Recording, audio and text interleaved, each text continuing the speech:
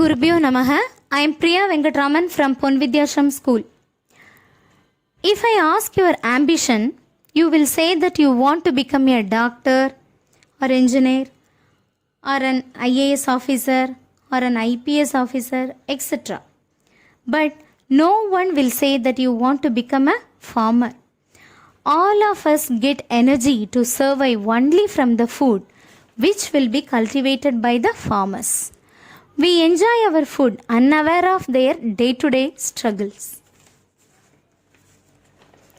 The nomadic people wandered from place to place in search of food and shelter. They ate fruits and raw vegetables of forest plants and hunted animals for food. Later, people learnt farming. They also domesticated animals to meet their food requirements and did hard physical work. Children, before starting this session, let us salute our farmers. Now, you might have understood the topic which we are going to discuss about. Yes, it is an interesting topic in biology. Any guess? Yes, crop production and management. The objective of the class is, the first point, to know about different crop plants. Second point, understand agricultural practices. Third point, to know about different types of irrigation. Fourth one, to analyze the importance of manures and fertilizers. And the fifth one, food storage. Food has to be produced on a large scale to meet everyone's requirement. Children, now we are going to learn two important terms. The first term is agriculture and the second term is horticulture. First, we discuss about the term agriculture. Agriculture is an applied science that deals with the mass production of crop plants and animals useful to human beings. Then what do you mean by horticulture? Hortus means garden.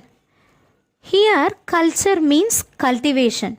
In general, culture means social behavior of a particular person or society, but here it is cultivation. So it is a branch of agriculture that deals with the production of vegetables, fruits, and ornamental plants. What do you mean by ornamental plants? Decorative plants. It is similar to agriculture, but it is usually carried on a small scale.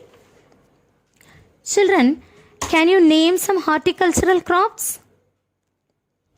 Yes, potato, cabbage, apple, rose, jasmine, and croton.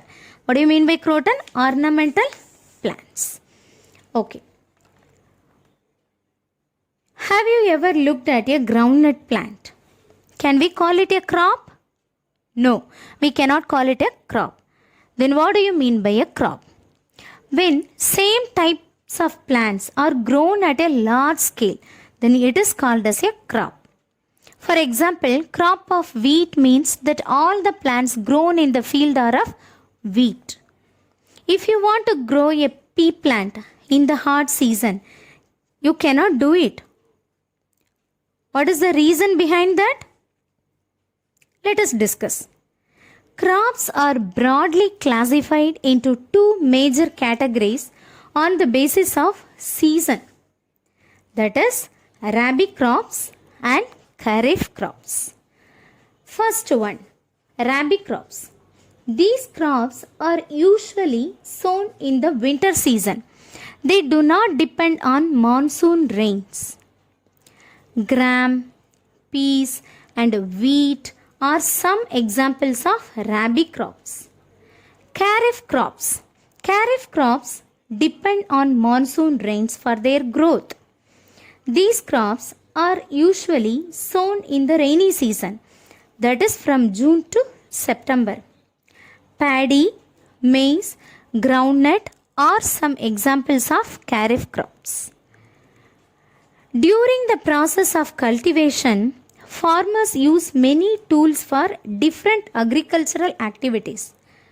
For example, plow, hoe, cultivator, Have you ever observed such tools? Okay. Tools which are used in cultivation of plants are known as agricultural implements. This is a new term you are learning, agricultural implements. Some tools are used manually, whereas others are used with the help of some animals like bullocks and camels. We will learn one by one later. Let us go to the next topic, agricultural practices. All the activities which are involved in cultivation of crops from sowing to harvesting are known as agricultural practices. The cultivation of crops will undergo many processes like preparation of soil, sowing, applying manures, irrigation, weeding, harvesting and storage. The above mentioned practices are known as agricultural practices. Let us discuss one by one. Thank you.